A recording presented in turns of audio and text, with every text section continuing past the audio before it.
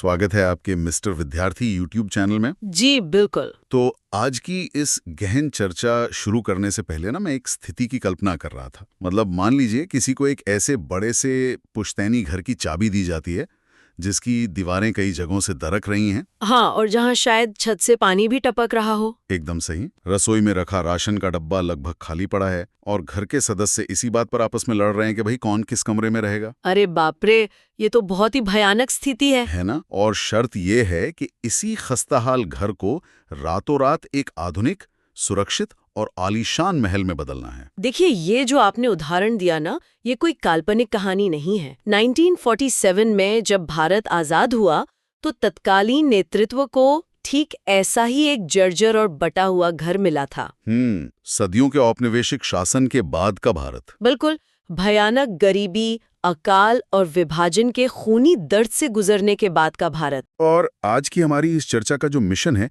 वो भी यही समझना है। हमारे पास आज कई बहुत ही दिलचस्प स्रोत हैं।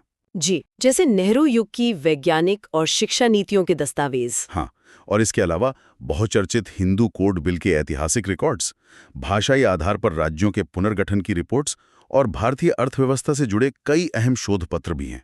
और इन सब पर बात करने का हमारा उद्देश्य एक ही है, ये समझना कि दशकों पहले भारी दबाव के बीच लिए गए उन शुरुआती राजनीतिक और सामाजिक फैसलों ने उन फैसलों ने आधुनिक भारत का वो आकार कैसे तय किया जिसे आज हम देखते हैं। सही बात है, क्योंकि इतिहास को अक्सर हम बस तारीखों और घटनाओं की एक सूखी सूची मान लेते हैं, जो कि वो है नहीं। बिल्कुल नहीं। ये वे फैसले हैं जो सीधे तौर पर आज की वास्तविकता को प्रभावित करते हैं। आज देश के जिस राज्य में हम रहते हैं, जो अनाज थाली में परोसा जाता है, या न्यायालयों में जिन कानूनी अधिकारों की मांग की जाती है, हाँ, उन सब की जड़ें आज़ादी के बाद के उन शुरुआती 75 वर्षों के प्रयोगों में गहराई से धसी हुई हैं। तो चलिए फिर इस कहानी की शुरुआत 14 अगस्त 1947 की उस मध्य रात्रि से करते हैं। एक नए स्वतंत्र राष्ट्र को जमीन पर उतारने से पहले ना एक वैचारिक और वैज्ञानिक ब्लूप्रिंट की आवश्यकता थी। जी, पंडित जवाहरलाल नेहरू का वह मशहूर भाषण, जिसे नियति के साथ साक्षात्कार या ट्रिस्ट विद डेस्टिनी कहा जाता है। अक्सर लोग इस भाषण को केवल आज़ादी के जश्न के रूप में याद करते हैं, लेकिन यहाँ थोड़ा गहराई में जाने की जरूरत है। अगर हम उस भाषण के मूल पाठ का विश्लेषण करें तो वह जश्न कम और एक बहुत बड़ी चेतावनी ज्यादा था। अच्छा, एक चेतावनी? जी हाँ, उसमें एक शब्द का प्रयोग किया गया था, निरंतर खोज या अनएंडिंग क्वेस्ट। हाँ, अनएंडिंग क्वेस्ट। यह खोज थी अज्ञानता, बीमारी और सदियों की गरीबी को मिटाने की। उस समय के नेतृत्व का स्पष्ट मानना था कि सिर्फ तिरंगा फहरा देने से देश का विकास नहीं होगा। ये तो है, समाज तो अभी भी अंधविश्वासों में जकड़ा हुआ था। बिल्कुल, उस पुरानी रूढ़ियों वाले समाज को आधुनिक दुनिया के साथ खड़ा करने के लिए एक वैज्ञानिक सोच यानी साइंटिफिक टेम्पर की सख्त जरूरत थी। और स्रोतों में नेहरू का एक बहुत ही दिलचस्प उदाहरण भी दिया गया है। उन्होंने कहा था कि विज्ञान केवल टेस्ट ट्यूब का मामला नहीं है, बल्कि ये दिमाग को प्रशिक्षित करने का तरीका है। बहुत ही गहरी बात है ये। विचार तो बहुत शानदार है, लेकिन मैं सोच रहा था कि जमीन पर इसे कैसे उतारा गया। मतलब सिर्फ बातें तो नहीं हो सकती। देखिए, इसे जमीन पर उतारने के लिए ही उन संस्थाओं की नींव रखी गई जिन्हें आधुनिक भारत के मंदिर कहा गया। अच्छा, जैसे 1951 में खड़गपुर में पहला IIT स्थापित किया गया, चिकित्सा अनुसंधान के लिए एम्स जैसे संस्थान खड़े किए गए। और अंतरिक्ष अनुसंधान भी तो था। हाँ, सबसे बड़ी बात 1962 में इनकोस्पार की स्थापना की गई, जो आगे चलकर आज का इसरो बनी। एक मिनट, मुझे यहाँ एक बात समझने में थोड़ी मुश्किल हो रही है और शायद जो लोग ये सुन रहे हैं उनके मन में भी ये सवाल आता होगा। जी पूछिए। मतलब ये तो समझ में आता है कि ट्रिस्ट विद डेस्टिनी का भाषण उस नए देश का सॉफ्टवेयर था और IIT या एम्स जैसे संस्थान उस सॉफ्टवेयर को चलाने वाले हार्डवेयर थे। बहुत अच्छी तुलना है। लेकिन एक तरफ देश में अकाल पड़ रहा था, लोगों के पास बुनियादी ढांचा शून्य था, और दूसरी तरफ सरकार अंतरिक्ष में रॉकेट भेजने की तैयारी कर रही थी। हाँ, ये विरोधाभास लगता है। वही तो, ये तो वैसा ही हुआ कि घर में राशन का डब्बा खाली पड़ा है और कोई EMI पर एक महंगा टीवी खरीद कर ले आए। क्या ये उस समय के लिए कुछ ज्यादा महत्वाकांक्षी नहीं था? मैं आपकी बात समझती हूँ, और ये विरोध उस दौर में संसद से लेकर सड़क तक हर जगह गूंज रहा था। लोग कहते थे कि हम इतने गरीब हैं, विज्ञान पर पैसा कैसे खर्च कर सकते हैं। तो फिर इसका बचाव कैसे किया गया? हमें डॉक्टर विक्रम साराभाई और तत्कालीन नेतृत्व के तर्क के मैकेनिज्म को समझना होगा। अंतरिक्ष अनुसंधान उनके लिए कोई दिखावटी प्रोजेक्ट नहीं था। अच्छा, तो फिर इसके पीछे का असल तकनीकी उद्देश्य क्या था? मतलब जमीनी फायदा क्या था? उद्देश्य विशुद्ध रूप से जमीनी था। भारत जैसा विशाल देश, जहां खेती पूरी तरह से मानसून पर निर्भर थी, हर साल बाढ़ और सूखे से लाखों लोग मर जाते थे। हाँ, मौसम की मार तो हमेशा से रही है। तो ऐसे में मौसम की सटीक भविष्यवाणी जीवन और मृत्यु का प्रश्न था, और संचार का जाल बिछाए बिना इतने बड़े देश को एक सूत्र में नहीं बांधा जा सकता था। अब समझ में आ रहा है। उनका तर्क ये था कि अगर हम आज इस तकनीक में निवेश नहीं करेंगे तो कल हमें मौसम की जानकारी के लिए हमेशा पश्चिमी देशों के आगे हाथ फैलाना पड़ेगा। यानी ये भविष्य की समस्याओं का समाधान खोजने के लिए खड़ा किया गया एक बेहद जरूरी हार्डवेयर था। ये नजरिया वाकई इस पूरे मुद्दे को देखने का एक नया चश्मा देता है। बिल्कुल, आसमान में इसरो बनाकर भविष्य को सुरक्षित किया जा रहा था। लेकिन आसमान का हार्डवेयर तो बन रहा था, जमीन पर उस समाज का क्या जो अभी भी सदियों पुराने नियमों में जकड़ा हुआ था? समाज के उस पुराने ऑपरेटिंग सिस्टम को भी तो अपडेट करना था। बहुत सही पॉइंट है, और यहीं से स्वतंत्र भारत की सबसे बड़ी और शायद सबसे कड़वी वैचारिक लड़ाई की शुरुआत होती है। हाँ, वो हिंदू कोड बिल वाली लड़ाई ना? जी, एक तरफ भौतिक ढांचा बन रहा था तो दूसरी तरफ सामाजिक ढांचे को संविधान के समानता वाले आदर्शों के अनुरूप ढालने की कोशिश हो रही थी। प्रधानमंत्री नेहरू और डॉक्टर बी.आर. अम्बेडकर ने मिलकर इस बिल का मसौदा तैयार किया था। मैंने दस्तावेजों में पढ़ा है कि ये बिल केवल एक सामान्य कानूनी बदलाव नहीं था, ये समाज की जड़ों को झकझोरने वाला कदम था। बिल्कुल। अगर इसके मुख्य तकनीकी पहलुओं की बात करें तो इसमें बहुत बड़े बदलाव प्रस्तावित थे। जैसे? महिलाओं को पैतृक संपत्ति में समान अधिकार देना। हाँ, और बहुविवाह की प्रथा को गैरकानूनी घोषित कर एक विवाह लागू करना, साथ ही महिलाओं को तलाक का कानूनी अधिकार देना। डॉक्टर अंबेडकर का तो मानना ही था कि जब तक महिलाओं को घर के भीतर समानता नहीं मिलेगी, इस आजादी का कोई अर्थ नहीं है। सैद्धांतिक रूप से तो ये बात बहुत स्पष्ट लगती है, लेकिन जब ये बिल संसद में पेश हुआ ना, तो भारी बवाल हुआ। बवाल बहुत छोटा शब्द है। इसका जो विरोध हुआ वो इतना बहुआयामी था कि उसने सरकार की नींव हिला दी। अच्छा, हम यहाँ किसी एक पक्ष को सही या गलत नहीं ठहरा रहे। हमारा मकसद सिर्फ उन तर्कों को निष्पक्ष रूप से समझना है जो स्रोतों में दिए गए। जी बिल्कुल। और दस्तावेज बताते हैं कि हिंदू महासभा और जनसंघ जैसे दलों ने इसका कड़ा विरोध किया। उनका तर्क क्या था? उनका तर्क था कि यह हजारों सालों से चली आ रही धार्मिक परंपराओं और संस्कृति में राज्य का अनुचित हस्तक्षेप है। और मैंने ये भी देखा है कि डॉक्टर श्यामा प्रसाद मुखर्जी जैसे कद्दावर नेताओं ने भी एक बहुत मजबूत संवैधानिक तर्क उठाया था। हाँ, उनका सवाल बहुत सीधा था। अगर भारत एक धर्मनिरपेक्ष राष्ट्र है और ये सुधार महिलाओं की भलाई के लिए है, तो इसे केवल हिंदू समुदाय तक ही सीमित क्यों रखा जा रहा है? एकदम सही। उन्होंने तर्क दिया कि एक समान नागरिक संहिता या यूनिफॉर्म सिविल कोड लाई जानी चाहिए जो देश के हर नागरिक पर लागू हो। ये तो एक बहुत ही जायज सवाल था। तो फिर सरकार ने सभी के लिए एक समान कानून क्यों नहीं बना दिया? यहीं पर राजनीति और समाज की जटिलता सामने आती है।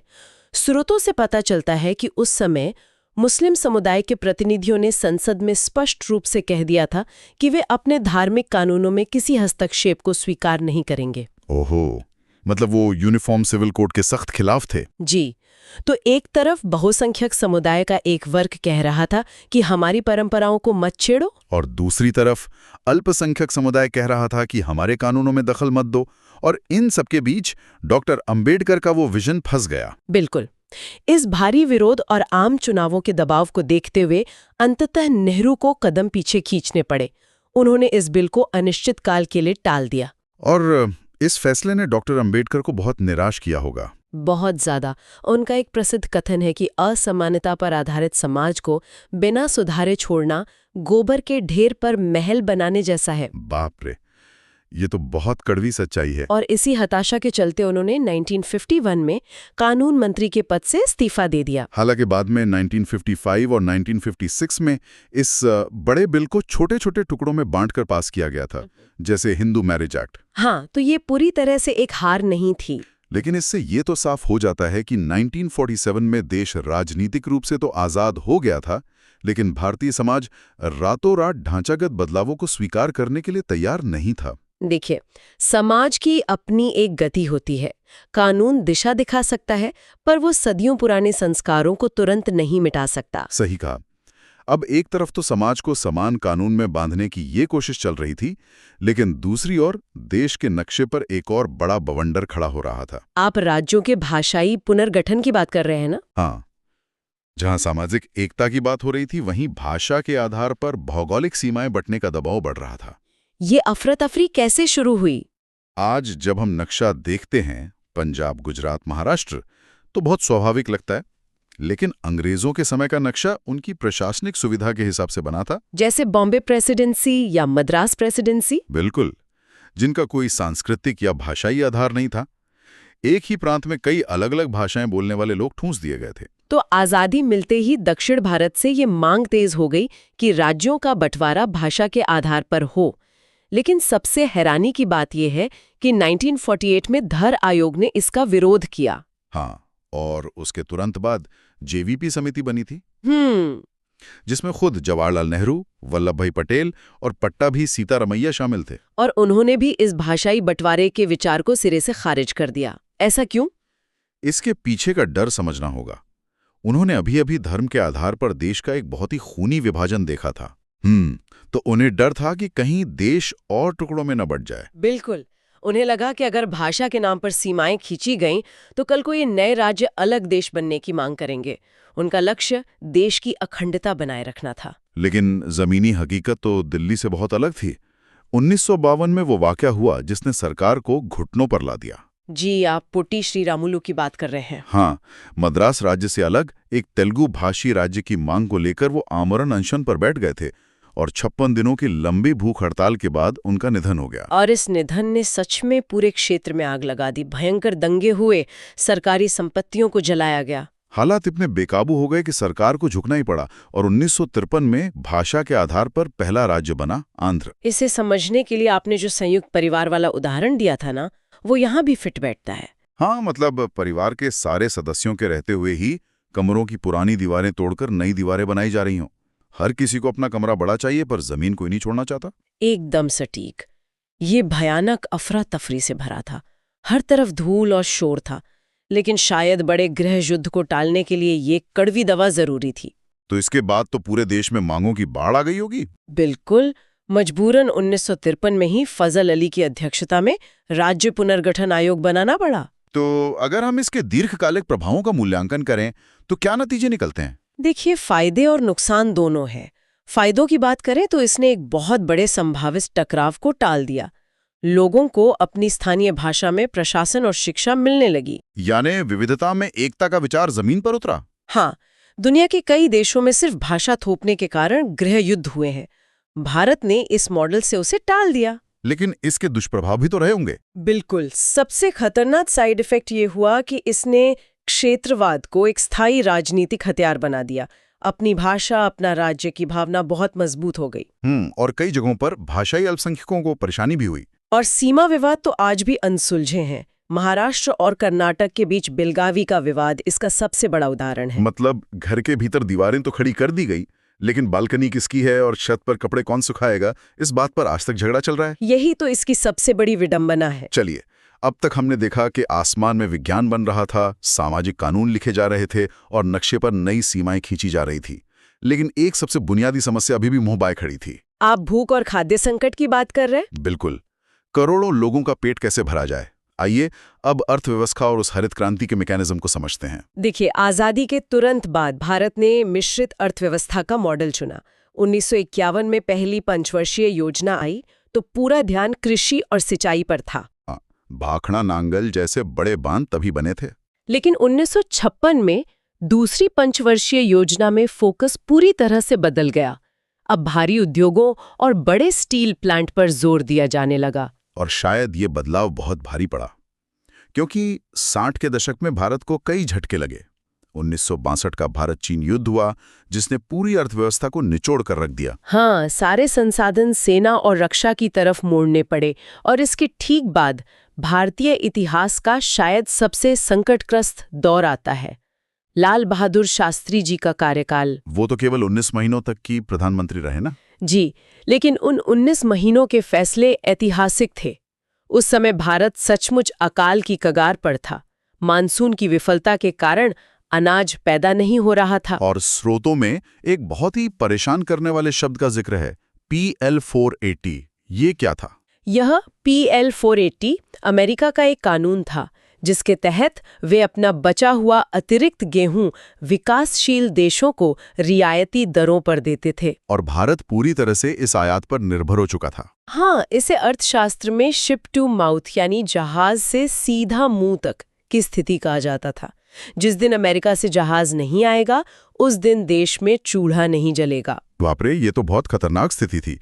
और सुना है अमेरिका इसके बदले भारत की विदेश नीति पर शर्तें भी थोपने लगा था। बिल्कुल, ये संप्रभुता के लिए सबसे बड़ा खतरा था। तो शास्त्री जी ने इस अपमानजनक स्थिति से देश को बाहर निकालने के लिए क्या किया? यहीं पर हरित क्रांति का वो अभूतपूर्व विज्ञान सामने आता है। उन्होंने वैज्ञानिक MS स्वामीनाथन और नॉर्मन बोरलॉग के साथ मिलकर उच्च उपज वाले बीजों यानी HYV का प्रयोग शुरू किया। थोड़ा इस विज्ञान को समझाएंगी? ये HYV बीज आम बीजों से अलग कैसे थे? देखिए, साधारण गेहूं के पौधे बहुत लंबे होते थे। जब उन पर पैदावार बढ़ाने के लिए ज्यादा खाद डाली जाती थी, तो भारीपन से पौधे गिर जाते थे और फसल बर्बाद हो जाती थी। अच्छा। तो फिर बोरलॉग ने क्या किया? उन्होंने गेहूं की बौनी किस्म विकसित की। इन बीजों का तना छोटा और मोटा होता था, मतलब ये ज्यादा खाद बर्दाश्त कर सकते थे और भारी अनाज पैदा होने पर भी जमीन पर गिरते नहीं थे। कमाल की तकनीक है।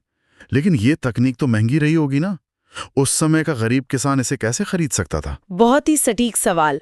और यहीं पर अर्थशास्त्र ने विज्ञान का साथ दिया।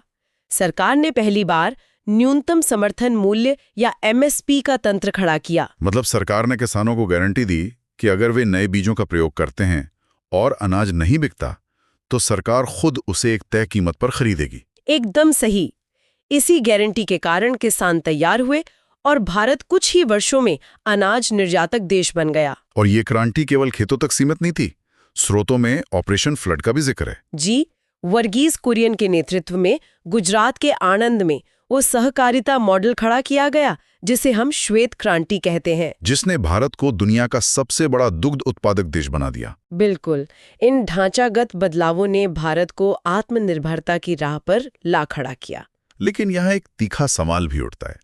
कई अर्थशास्त्री ये तर्क देते हैं कि अगर दूसरी पंचवर्षीय योजना में भी कृषि को ही सबसे बड़ी प्राथमिकता दी गई होती, तो क्या ये खाद्य संकट आता ही नहीं? हाँ, अगर भारी उद्योगों के पीछे न भागा गया होता, तो क्या हमें अमेरिका के आगे हाथ फैलाने की नौबत आती? ये इतिहास की सबसे बड़ी बहसों में से एक है। पर जो लोग औद्योगिकरण का समर्थन करते हैं, उनका तर्क है कि अगर उस समय मशीनें बनाने वाले उद्योग नहीं लगाए जाते, तो हम सुई से लेकर ट्रैक्टर तक हर चीज के लिए विदेशी कंपनियों पर निर्भर रह जाते। मतलब लंबी अवधि की आर्थिक आजादी के लिए वो भारी भरकम हार्डवेयर खड़ा करना भी उतना ही जरूरी था। सही कहा। तो अगर हम आज की इस पूरी गहन चर्चा के स्रोतों का निचोड़ निकालें, तो वो क्या है? राष्ट्र निर्माण कोई सीधा गणित तो है नहीं। बिल्कुल नहीं।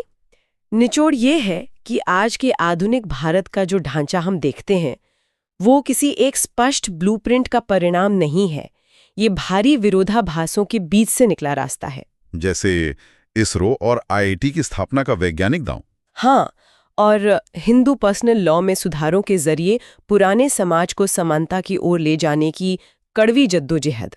और टूटकर बिखर जाने के डर के बावजूद भाषा के आधार पर राज्यों का वो उथल-पुथल भरा पुनर्गठन। और अकाल के बीच हरित क्रांति और MSP की गारंटी के जरिए आत्मनिर्भरता हासिल करना। ये सभी वो अहम पिलर साबित हुए जिन पर आज का भारत खड़ा है। हर फैसले की अपनी एक कीमत थी और हर संघर्ष का अपना एक प्रतिफल। एकदम सही बात है। तो अब इस चर्चा को विराम देने से पहले विचार करने के लिए एक बहुत ही उत्तेजक सवाल छोड़ते हैं। बताइए, क्या सवाल है? जरा कल्पना की जाए, अगर 1950 के दशक में शीर्ष नेतृत्व ने भाषाई आधार पर राज्यों के पुनर्गठन की मांग को पूरी तरह से कुचल दिया होता। या फिर अगर समान नागरिक संहिता को उसी समय बिना किसी समझौते के जबरन पूरे देश पर लागू कर दिया जाता, तो आज का भारत कैसा दिखता? ये तो बहुत ही गहरा सवाल है। सोचने वाली बात है कि क्या हम आज से कहीं अधिक मजबूत और एकजुट होते, या फिर वो दबाव इतना ज्यादा बढ़ जाता कि ये राष्ट्र उसी समय कई टुकड़ों में बिखर चुका होता। ये इतिहास का वो क्या होता अगर वाला सवाल है जिसका कोई सीधा जवाब नहीं है। हाँ, लेकिन इस पर सोचना हमारी वर्तमान समझ को बहुत गहरा कर देता है। आज़ादी के उस शुरुआती मरम्मत वाले दौर ने हमें बचाया या कमजोर किया, ये सवाल हमेशा इतिहास के गलियारों में गूंजता रहेगा। अंत में मिस्टर विद्यार्थी यूट्यूब चैनल को सब्सक्राइब करना ना भूलें।